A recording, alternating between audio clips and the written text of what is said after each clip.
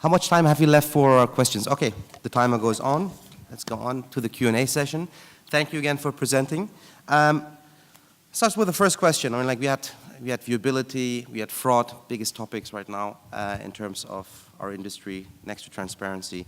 So, Martin, why can't we fully prove if advertising is a profit center? That was one of the questions in your presentation before. And how can we solve that?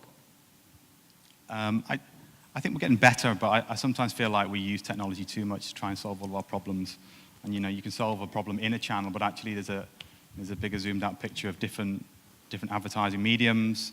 You need to think outside of just digital in the way you measure stuff.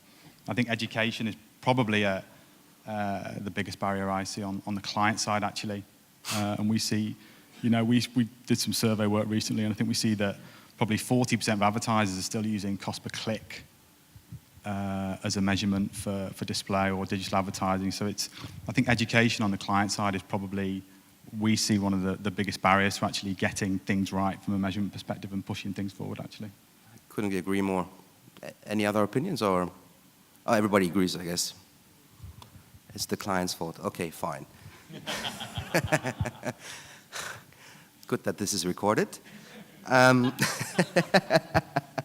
Well, I would say education, every corner of our industry is necessary, right? Because there's still a lack of an understanding of the whole ecosystem, and if we don't improve that, we can't really, go further. The topic, was not only viewability, of course, and fraud. We have transparency, we have ad blocking, inventory equality issues, brand safety. Is programmatic, or the way we apply programmatic, is that the problem, or did we have these challenges before? Anybody in the group? I think that programmatic can be actually part of the solution, not the problem for dealing with fraud, because as several of my co-panelists pointed out, fraudulent audience can be sourced to legitimate websites, and dealing with that problem as a series of one-offs, publisher by publisher, is a hard slog. And programmatic security controls that can be built into platforms and applied to vast swaths of inventory is a scalable solution. And the way we solve the fraud problem is by scaling the defenses to such a wide degree that the crime is no longer profitable. So I think that programmatic is often like a whipping boy for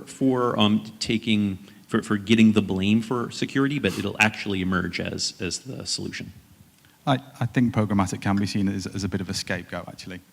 I think at the end of the day, humans are making the decisions behind it. So if there's problems with transparency, problems with viewability, then I think there's always a way that those can be solved by better execution, both on the publisher and on the demand side.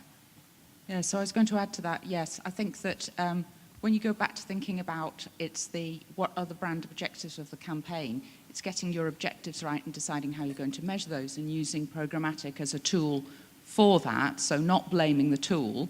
And then going back to your point about education, I think I do not want to blame the clients. I think we as an industry need to do more education, more bringing case studies to the market, and really showing how people should be executing on their marketing plan and delivering best practice for people. I think the answer is bluntly is no. Programmatic is just an automation tool. If you look at, looking closer to the creation of ABCs back 100 years ago, it was because newspapers were lying about their circulation. So this kind of scheme is kind of everything, everywhere. You have to be assured that what you're buying is right. So again, the point education, and we can only change together. I absolutely agree. We don't have much time left, so I jump to the last question, if everybody's okay, and everybody's welcome to say something. So what's the next big opportunity or challenge, right? Let's look away from GDPR. We had that topic quite often today, I assume. What's the next big thing? What's the next big opportunity? What do we need to change? Where do we need to improve?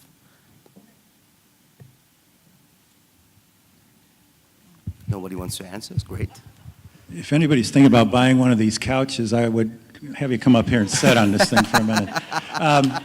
Well, I think, it all comes down to people doing the wrong thing. We talk about technology being, we have come a long way in terms of measurement technology, and we'll get better and we'll get better. But there's really two major problems that we have. One is that, we have spoofing going on in these exchanges, and there's work going on with ads.txt and ads.cert to hopefully begin to fix that. It's going to take a little bit of time. And we've got to stop the practice of buying traffic by publishers who, we've just said that that's okay forever. It's been going on forever. And it's not okay. That's where the fraud's leaking in. And Mike was talking about, these botnets, but there's all kinds of, he can give you a PhD on all the different types of fraud out there. Doesn't really matter. Publishers stop buying traffic, and the problem starts to fix itself if you fix the spoofing problem too. Perfect. Our time is up. Thank you to our presenters and panelists. Thank you, Martin, Kieran, Tom, Alison, Michael, and Pedro.